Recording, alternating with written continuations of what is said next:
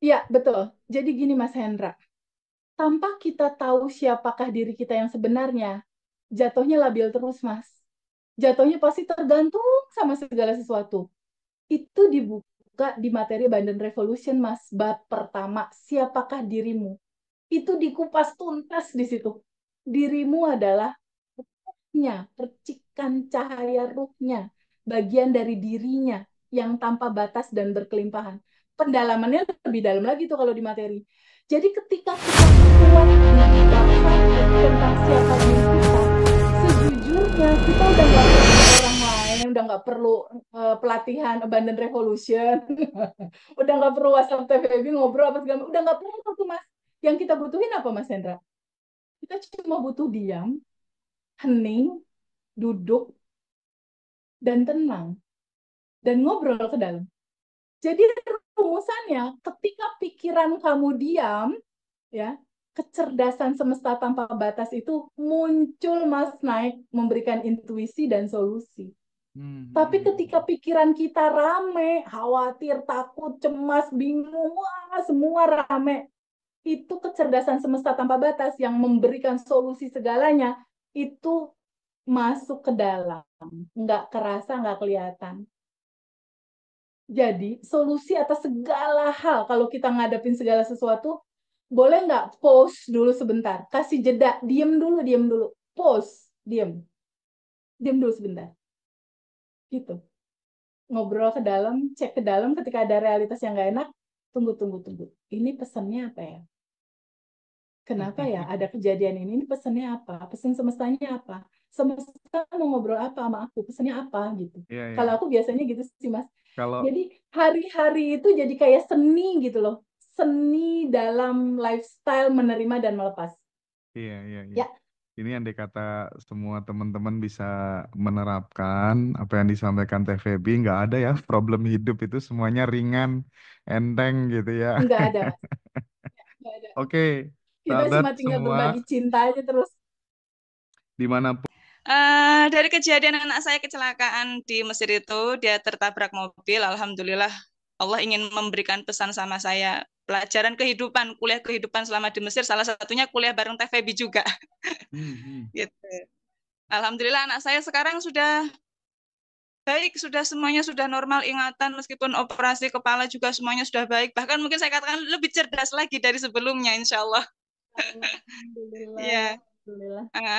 Untuk kaki juga sama dokter sudah boleh napak-napak tipis-tipis gitu. Insya Allah habis Lebaran, mulai Lebaran Insya Allah sudah boleh bisa jalan normal seperti sedia kala. Insya Allah sudah bisa mulai sekolah lagi gitu. Intinya dari kejadian ini adalah pasrah, Hmm. pasrah, ikhlas. Insya Allah Allah akan kasih jalannya. Begitu saya dikabari sama teman anak saya di Mesir itu, Ibu Naya kecelakaan, sekarang koma di rumah sakit di ICU belum sadarkan diri.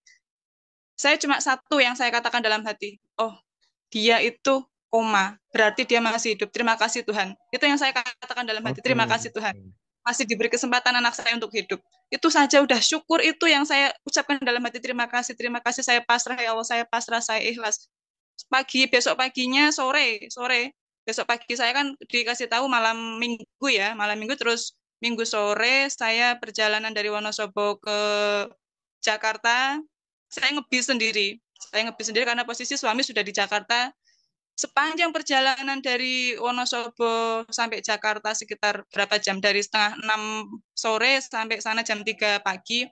Itu saya cuma ucapkan dalam hati, terima kasih ya Allah, terima kasih ya Allah, terima kasih, aku ikhlas ya Allah, pasrah, aku ikhlas, pasrah. Udah itu aja yang saya ucapkan dalam hati itu sambil senyum-senyum sendiri, terima kasih, aku yakin kuasamu, pertolonganmu lebih dekat dari urat nadiku sendiri, udah itu aja yang saya ucapkan.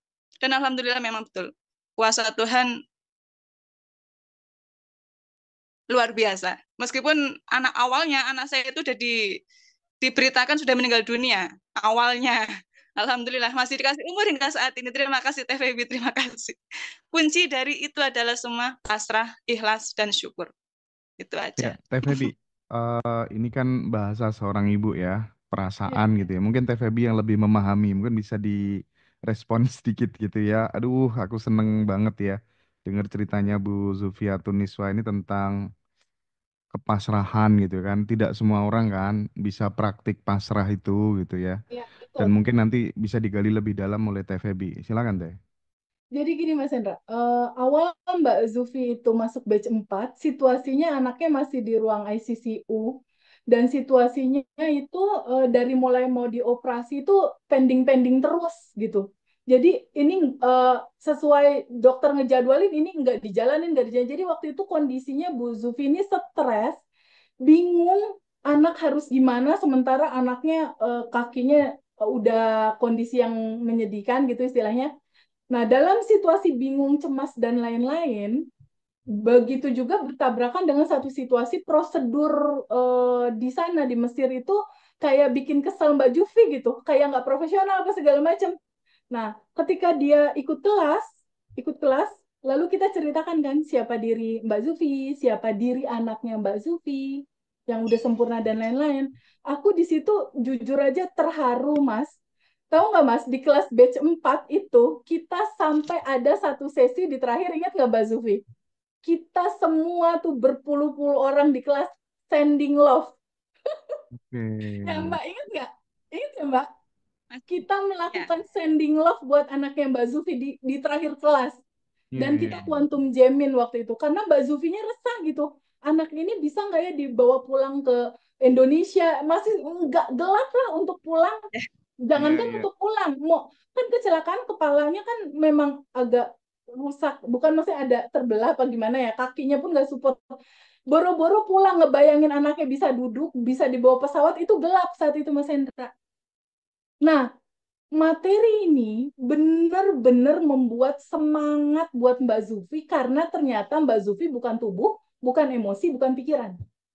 Mbak Zufi dan anaknya Mbak Zufi adalah percikan ruh dari energi tanpa batas yang berkelimpahan.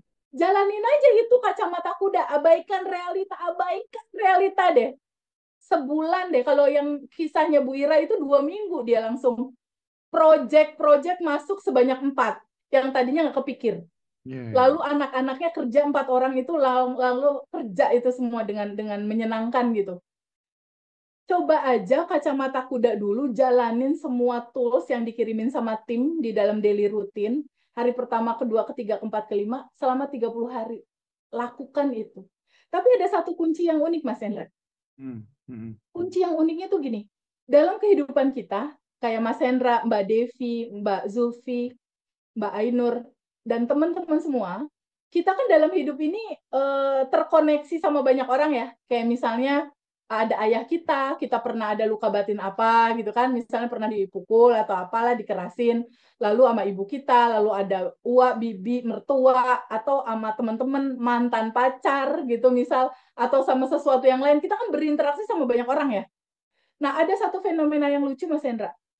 Teman private Zoom aku, itu rezekinya mampet, nggak kebuka-kebuka. Ternyata karena apa coba? Karena banyak sekali orang-orang yang berhubungan sama dia yang dia benci orang itu. Aku benci ibuku, aku benci mertuaku, aku kesel sama ini. Jadi ada rentetan cerita yang belum selesai yang menggambarkan dia belum berdamai sama diri sendiri.